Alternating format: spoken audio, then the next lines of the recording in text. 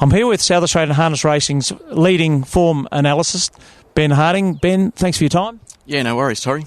Ben, you're a member of the Harding family. Your father's Les, who's been around a long time, and your elder brother's David. Yeah, that's right. Yeah, we've been in the industry sort of all our lives, so yeah, that's about it. Sort of grew up in it, so yeah. Yeah, didn't have much choice, I suppose. It's just the way things went. Yeah, well, I'm a little bit younger than David, so I was sort of pushed away from it a little bit. So, but yeah, even as kids, go to all the meetings, and yeah, it's pretty much all we did growing up. Sort of a lot of Mondays off school and stuff like that, and yeah, so it was good fun. Did you ever aspire to be a driver like David?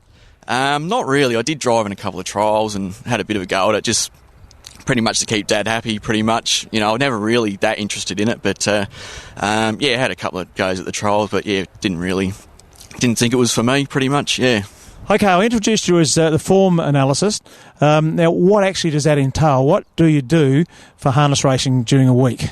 Yeah, we probably started about 2 years ago now, just starting off doing the form, just the form comments and write-ups for every meeting. So, yeah, and it sort of just progressed from there. So we just do every tab meeting and do some comments now and markets and speed maps and all that sort of stuff for the upcoming meetings for every week. So yeah, it's going well so far. So, and you do the form for the advertiser, and that form is fairly limited.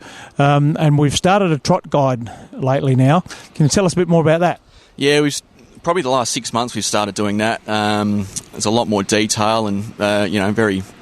It's a pretty good product. I mean, the feedback on it so far has been very good. So, yeah, that's sort of. I think the more information you can get out to the public, the better. So, not just to increase wagering, but obviously just to promote the industry as well and promote all the hard-working participants in it. So, yeah. Well, you're quite right. I'm the delivery boy, and I get comments each week, and the punters really seem to appreciate it. Oh, that's good. I mean, we put a bit of work into it. It's not just me. Obviously, Leanne does a lot of work in the office as well, and yeah, obviously yourself, behind the scenes with all the interviews and so forth. So, yeah. Now, how have the speed maps been accepted? I was a little bit apprehensive about them to start with, but yeah, they're probably the easiest part of it all, to be honest. That doesn't take that long, but probably the most time-consuming part is just doing an accurate betting market. That does take a while, just trying to get that right. And obviously all the typing and all that sort of stuff it is fairly time-consuming. So yeah. Well, that's a $64 question, but how often do they land the way you reckon they will? Oh, the lead is not too bad to find, but yeah, you're obviously not going to get them all right. But yeah, they're not too bad. They're around the mark. I mean, you're not going to get them all right, so all you can do is just try your best and yeah, just get them as close as you can, pretty much.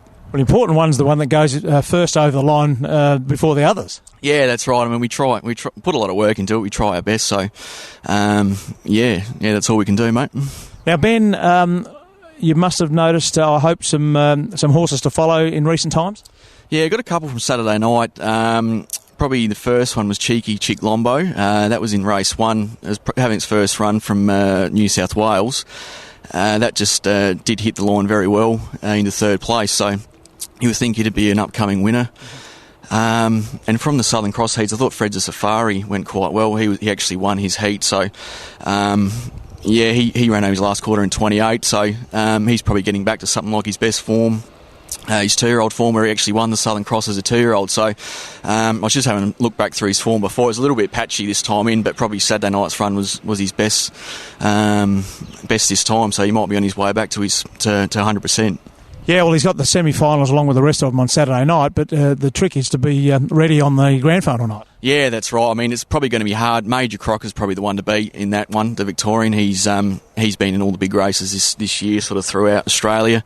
And he ran second in the Vic Bred a few weeks ago, so I would say he'd probably be the one to beat there. But there's still be a few nice horses to beat for him. Yeah. What do you make of Adam Cartwright? He's never won first up, and he really was tear away at his first start back here. But he's since gone to Mildura and won by 34 metres. Yeah, I think he actually won at Horsham, I reckon it was. Yeah, so he obviously anything Peter Manning trains you've got to respect. I mean, there's him, there's also Zanana, and mixed with a Jasper too. So yeah, he's a master trainer. So anything he brings, you have to sort of respect. That's for sure. Yeah. Ben, thanks for your time, and if we can occasionally have a chat with you and get some winners, we'd much appreciate it. Yeah, no worries. Anytime, mate. Thank you very much, ladies and gentlemen. Ben Harding.